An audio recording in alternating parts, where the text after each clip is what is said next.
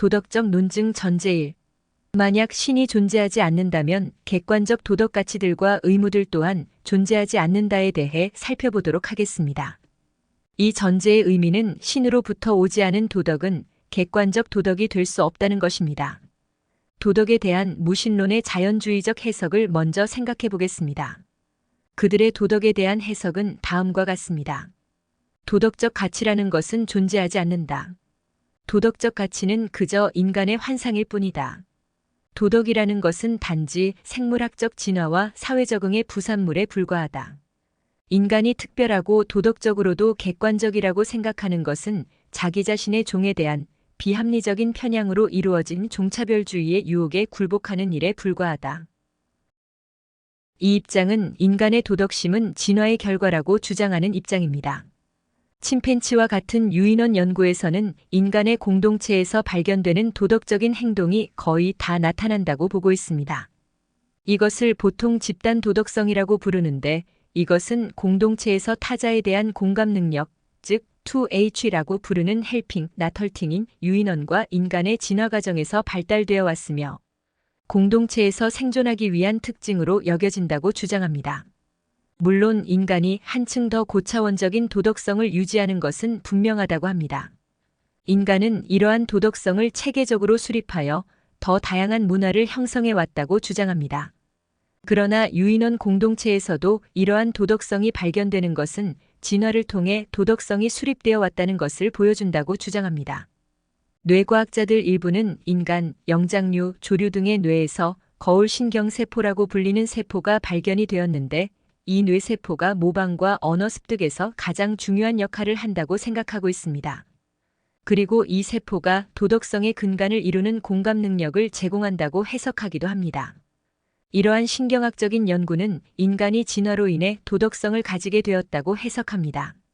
미국의 인류학자 크리스토퍼 보엄은 인간들이 수렵채집인 시대에 중요한 규칙을 어긴 자들을 추방하거나 죽여서 그 개체수가 줄어들게 하였고 그러한 도덕성이 부족한 개체들을 제거하여 오늘날에 이른 것이라고 주장하기도 합니다.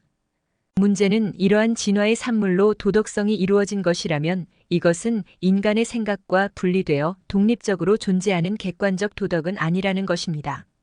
진화의 방향이 달랐다면 이 도덕성은 언제라도 다른 모양으로 변할 수 있는 것이지 지금 우리가 생각하는 도덕성은 아니었을 것이라는 것입니다.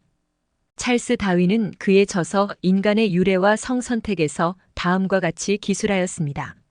인간들이 꿀벌과 똑같은 환경에서 살아간다면 미혼 여성들은 일벌들처럼 자신의 형제를 죽이는 것을 신성한 의무로 여길 것이고 어미들은 생식력 있는 자신의 딸들을 죽이기 위해 혈안이 되어 있을 것이다. 하지만 이러한 일들에 그 누구든 간섭하려 들지 않았을 것이다. 즉 도덕이 진화의 산물이라면 꿀벌과 같이 인간이 진화했다면 꿀벌과 같은 행동을 인간이 하더라도 그것이 인간의 도덕이 되었을 것이라는 뜻입니다. 진화에 따라 모양이 변할 수 있는 도덕이라면 독립적으로 객관적으로 존재하는 도덕이 아닙니다. 도덕이라고 부를 수 있는 건지도 의문입니다.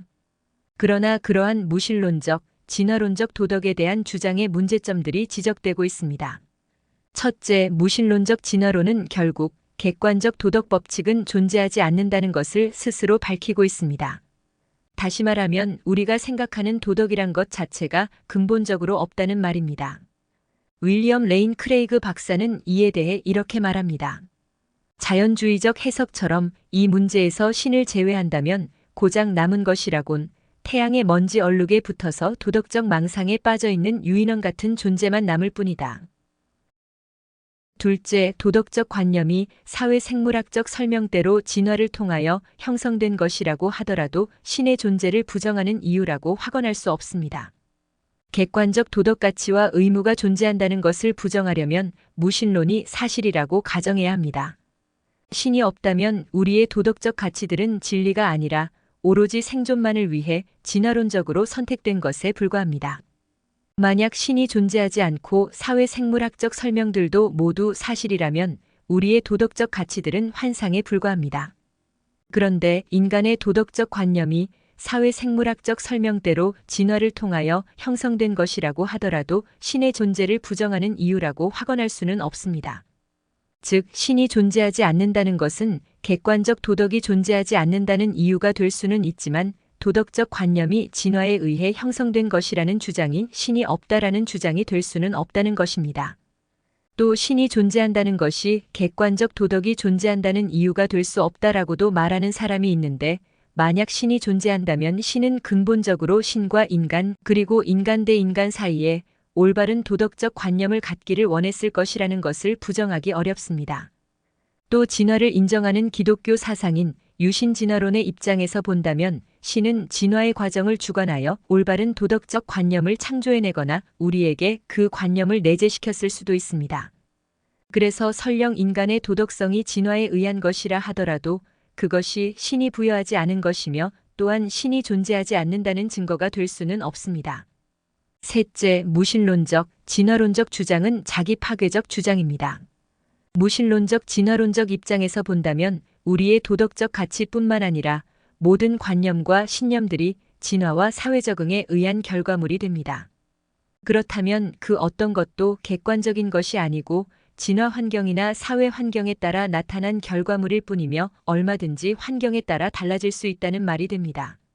그렇다면 도덕적 가치와 그 밖의 모든 신념이 절대적일 수도 객관적일 수도 참으로 옳은 것이라고도 절대 말할 수 없습니다.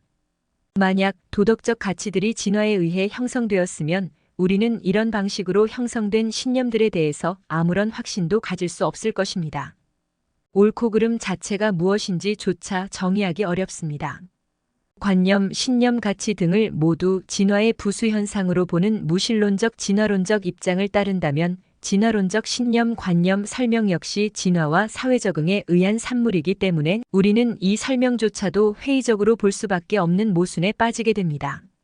넷째, 도덕적 가치가 진화에 의한 본능이라면 왜 실제와 다른가 하는 문제가 따라옵니다.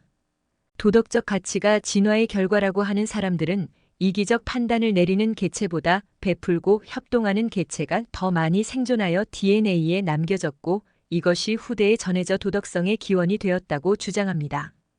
그러나 인류의 높은 도덕적 이상과는 별개로 실상은 도덕이 지켜지지 않는 사례가 너무나 많습니다.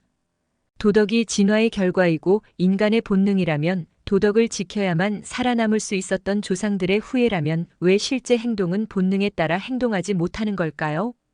오히려 생존을 위해 보이는 이기적인 모습이 인간의 본능으로 보이지 않는가 하는 문제입니다. 어린아이를 구하기 위해 목숨을 걸고 불길에 뛰어드는 청년의 행동은 숭고해 보입니다.